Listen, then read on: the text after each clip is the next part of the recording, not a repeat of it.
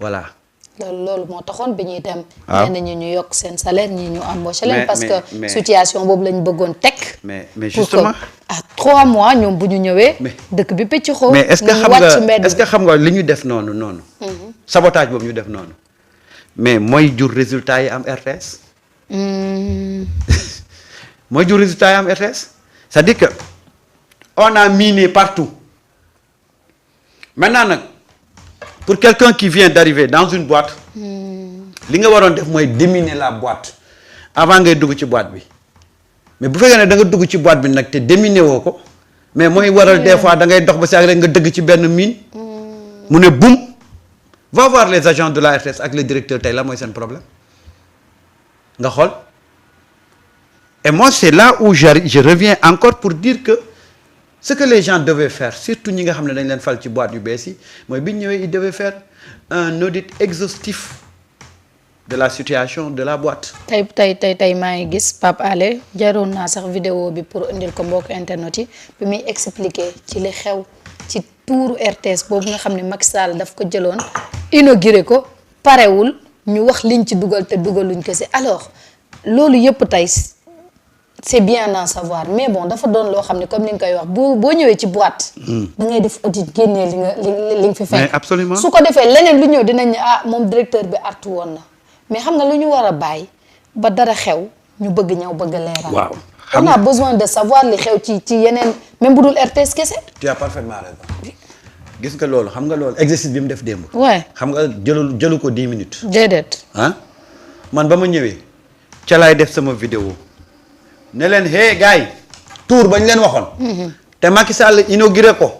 inauguration bu rëy sax. ñu ne leen def nañ ci 33 milliards alors que à l'arrivée 15 milliards sax yeggu ko fa.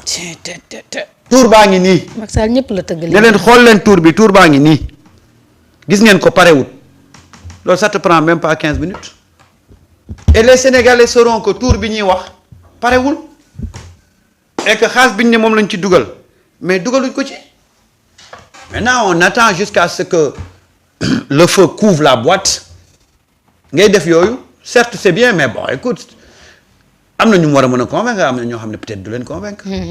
gis nga yaa nee naa la société nationale yu bari dañ ko miné woon par des recrutements par des ay salaires yoo xam ne da lay wóor ne boîte bi attanu ko recrutement personnel boo xam ne da lay wóor ne boîte bi attanu ko. Racine avant muy dem noonu la def. voilà daanaka ñu ci ëpp dafa yokk. mais boo ñëwee. mais fais un l'état audit. des lieux. Fais un audit. Fais un audit pour voir qu'est-ce qui se passe dans la boîte. tey y a des gens yoo xam ne tey ñu ngi tey le problème de la RTS. boo dégloo liggéeykat yi nga ne liggéeykat yi am dëgg. waaw boo dégloo directeur bi. nga ne directeur bi am dëgg. kenn du comprendre. ñii naan la non liggéeykat yi dañoo nekk ci politique ñii naan la non liggéeykat yi ay pro Racine Talla lañ woon bon bref yooyu yëpp ñun c'est pas ça qui nous intéresse xam nga qu'est-ce qui nous intéresse te qu'est-ce qu'on doit faire pour que mais cette situation là mais ñu décanter ko avancer. S'il y a des gens qui veulent saboter mais il y a l'autorité. Qu'est-ce qui l'empêche de prendre des mesures pour les saboteurs? Si de l'autre côté le personnel a raison mais écoute on n'a qu'à voir comment. Mais le problème ce n'est plus être dans des considérations qui pro Racine la ñii ay waa APR la ñoo nekk ca boîte ba di yàq déedéet APR jiiteetu fa. déedéet. directeur APR nekkatu fa Macky Sall nekkatu fi. su fekkee ne li ngeen di wax dëgg la mais ça veut dire que yéen kon lu tax ngeen jël pays bi si vous laissez des gens de l'APR continuer à saboter. mais autant aller dire à Macky de revenir. man xam nga lan laa bañ. man li ma mënut a comprendre mooy mu am tey régime bu bees nga dem war a doxal ñu ne non ay gars yi APR ñoo fa nekk di saboter. nga tindi fa ñuy saboter ñëpp mais kon waa APR am nañ doole ah. mais nag xam nga. nekk ci régime bi di am di imposer. jóge ci régime bi di imposer. mu yomb torop. dafa yomb. waaw loolu prétexte la. dafa yomb de. waaw ba pare li ma ci gën a metti man bi ma gisee tour bi démb. Pape Alé Niang dugg wan ñu ak man inauguration bu ngande bi ñu fi defoon ñoom xanaa xaalis ba ñu inauguré sax ak mumbaay boobu sax yokkoon nañ ko si dolli ko yeggale tour bi yow comment yow en tant que président ngay dem di inaugurer tour boo xamante ni parewul non seulement parewul li ngeen wax ci xaalis dugaloo leen ko si ba pare ngeen permettre def ngandum maama Mumbaay boobu. Mareta fii laa fi toog ne leen tour bi parewul. wax nga ko fi kay. man xamoon naa ne tour bi parewul. Macky Sall tour ba keroog bañ ko inauguré le lendemain ñu bëri xamoon nañ tour bi parewul waaw ñu bëri xamoon nañ ne tour bi parewul mais yooyu c'est des informations yoo xam ne quand tu doo ko yoree da nga koy teel a mettre sur la place publique. da nga koy teel a mettre sur la place publique xam nga tey man mënuma nangu Mareta nga jox ma boîte ne ma doxalal boîte bi ma ñëw ma ne non ñi fi régime bi ba ñi fi ancien régime bi bàyyi ñoo fi nekk di saboter alors que moi j'ai la possibilité de prendre des décisions. de prendre des décisions. normalement. ah. su fekkee ne nag samay décision wala samay proposition de décision appeler ko wuñ ko au niveau supérieur Marietta. je prends mes clics et mes claques je dégage point barre waaye du ma nekk ci situation boo xam ne. ni guerre ni paix muy perdurer di impacter ci la qualité de la production mënul nekk on règle le problème si on peut pas le régler ben écoute ñu dem jëli ku ko régler. vraiment. mais man le prétexte que je ne veux pas entendre mooy non ñi kaas ay ñi fa nekk di kaas ay pro ay Racine Talla moo leen fa indi woon ay pro Macky Sall lañ mais Racine Talla nekkatu fa. Macky Sall nekkatu fa. te wallaahi gis nga ñii kaas man xam naa ci ñoo xam ne ay nit yu dëggu ay nit yu valeureux ay nit yu professionnel des gens comme ay Alioune Badara Kane. Ouais. des gens comme ay Abibou Mbaye. Abibou Mbaye bi mu nekkee RTS. li mu xeex Racine. Racine da ko mettroon au frigo. waaw fu ne dem na fa jooytu ko. fu ne dem na fa jooytu wax. voilà. tey boo ko gisaatee nga xam ne kon du koo xam ne ak lu mu ci mënti doon daal lépp waxtaan lay. voilà. lii tamit mu fexe ba li xew RTS lépp loo xamante ni ay société nationale la ñu génnee lépp. parce que li xew nag ci société nationale yi. RTS ak mooy jooy nii de. mooy jooy de. boo demee CDC Fallou Keita bu la waxee lim fa fekk. buñ ko mun nga dem LONASE ñu wax la lan lañ fa fekk. buñ ko mënta régler daal ñu wut ñeneen ñu régler. nga dem poste. on les a nommés pour qu'ils jeex règlent na les problèmes.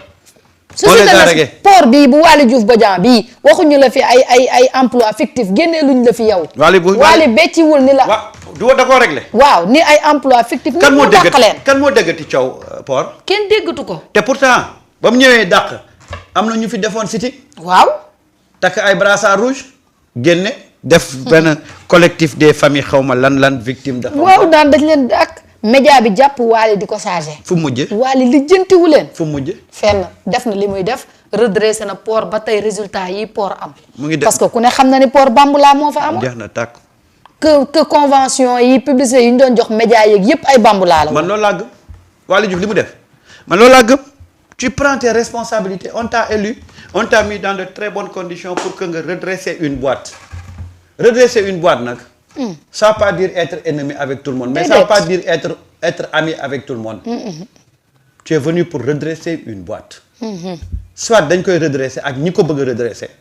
soit je me sépare de gens qui ne veulent pas faire avancer la boîte. wax dëgg yàlla. Waly Diouf Bodian mu ngi nii ba mu ñëwee port lu nekk dégg na ko on a même monté des articles pour l'attaquer. gis naa ay presse bi dañ ko doon chargé comme pas possible. waaw. parce que bi mu ñëwee xam na ni convention yii mu fa fekk. waaw jaarut yoon. waaw ndax port kat lu waay gàtt dégg xam ne. bëri na ñoo xam ne ci journaliste yi patron de presse yi fa lañ sëggoon. muy port de LONASE. di poste moom mu ñëw am fullam am courage bi Waly Diouf Bodian am lijjanti la nekk port. faalewul li ngeen koy wax. uti xoolal ba mu ko defaree ba pare. yow ci la commencé am ay xarit. Waly a des amis. Waly a des amis maintenant au port. parce que dañ koo fekk si ci dëgg gi mu nekk.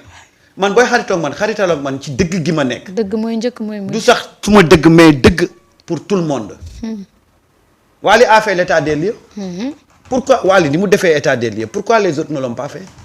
waaw dañ ñëw ne wax la emploi fictif yi mu fa fekk. waaw wax la ñu doon fay te lépp mu béccil la ko wax leen lii ak lii moo xewoon biir. wallaahi gis nga ñi toog ne pataaral bañ a def ay audit interne bañ a def état des lieux. Demain ils vont revenir ici pour commencer à pleurnicher dire que oui boîte bi lii laa fekk alors que amoon ngeen possibilité pour teg ko sur la table.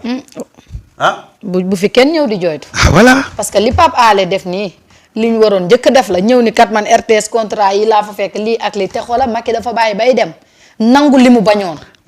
Macky la mu defoon Ablaye Wade ngeen koy def Macky ba muy doog a yegg ci palais bi xam nga Macky lu mu wax. Ablaye Wade dafa sàcc sax moquette yi nekkoon ci biir palais bi yóbbaale na tableau yi sàcc na oto yi xoolal lu nekk moo ko ci à l'époque lañ doon traqué chef de village dañ mayoon ay oto ndeysaan. te nga xam ne ñoom dañ ko doon utiliser sax pour ñu génn àdduna. te lam doon wax dara du ci dëgg mais nam ko defee te yéen ngeen am ab lu doon dëgg noonu ngeen ko waroon defee kese. Macky lan la fi tuumaloon Ablaye Wade. lu ne. sàcc nañ moquette yi sàcc nañ tableau yi bàyyiwuñ dara palais bi daal boo ko gisee mu ngi mel ni lu kenn xamut. te Ablaye lan lay doyee moquette. lan la Ablaye Wade di doyee moquette. Ablaye Wade mu nekk président de la République. te nii lañ def Ablaye nii lañ ko def nii lañ def Ablaye Wade. et quand mais lu nekk wax nañ ko alors qu'est-ce qui empêche aux gens quand bu ñu ñëwee ci entreprise mais ñu def l'état des lieux. coowal oto bi amoon CDC te Falilou Keita wax ko ni ko directeur bi moo ko jëndoo. waaw su ko waxutoon nit ñi nañ ko xam. déedéet waaye wax na ko. waaw société nationale yëpp am problème. yëpp. mais poste il a fallu que Sonko convoqué benn réunion interministérielle. pour ñu xam la situation de la poste ak feneen.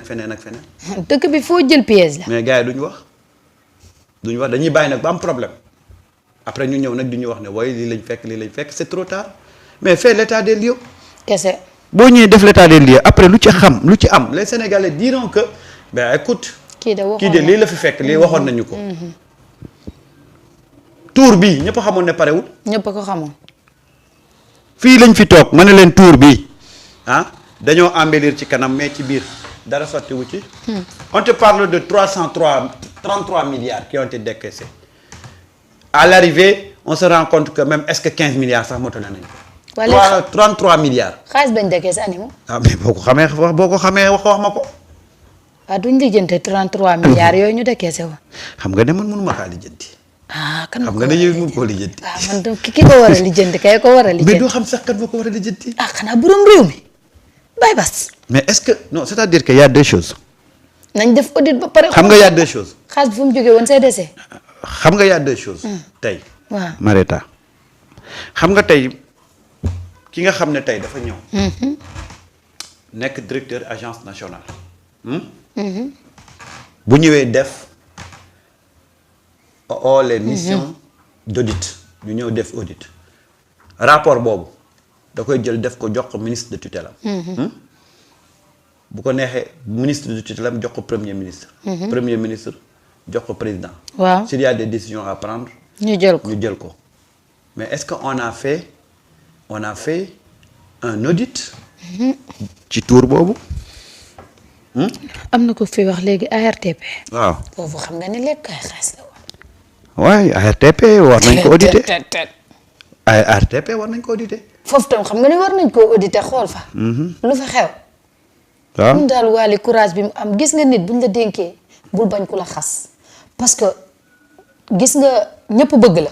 loolu jikkoy naafiq la. amul fenn ñëpp mënuñu la bëggandoo loolu boo taxawee ni ñëpp mu bëgg rek naafiq nga. parce que adduna bi moom nagam yonent bi sallallahu alayhi wa sallam moom moo amul loolu ñëpp bëgguñu ko am nañu ko gëm am nañu ko gëmul yow mënoo wax ni ci adduna ñëpp dañ may bëgg. waaw mais damay def loo xamante ni sama aqulaay taala la que ni boîte bi ñu ma dénk lii laa fi fekk. lii laa ci def. waaw am na loo xam ne courage la. par rapport ak résultats yi ngeen bëgg. vraiment. il me faut ça et ça et ça. mooy dëgg de. loolu de moom mooy wax ji. boo ñëwee ci boîte da nga naan man mission bii lañ ma assigné. nga def un audit. nga gis ne kat la nga fekk ci boîte bi nga ne attention li ma fekk ci boîte bi pour ma atteindre objectif yi. il faut des mesures. tel bu ko defee bu ñu la joxee mesures yooyu. nga daal di mën a doxal boo jëlee mesures yooyu nga doxal. mooy dëgg de AIBD jërëjëf Amadou Fall AIBD bi. waaw Cheikh Tidiane Dièye. Cheikh Tidiane Dièye la non. waaw moom la ba mu ñëwee. waaw waxu la li fa nekk ak avion bi nga xam ne daanaka ñun sax moomuñu ko. absolument lam fa fekk foofu noonu ca biir tey dangaa dégg te ñu waxati coow foofu. mu ngay dox mi de ngi koy liggéey xoolal mi ngi def li mu war a def. xam nga nag Marieta ñëpp duñ benn. mais courage boobu noonu ñëpp moom la ñu war a. Marieta nag xam nga nag buñ la defee DG. ah ba nga def passation de service. man moom buñ ma ko defoon ñu lépp ñu ñëw ubbil la bureau boo xam ne koñ ba koñ la. mais loolu du dara. ah waaw yëkkati caabi oto jox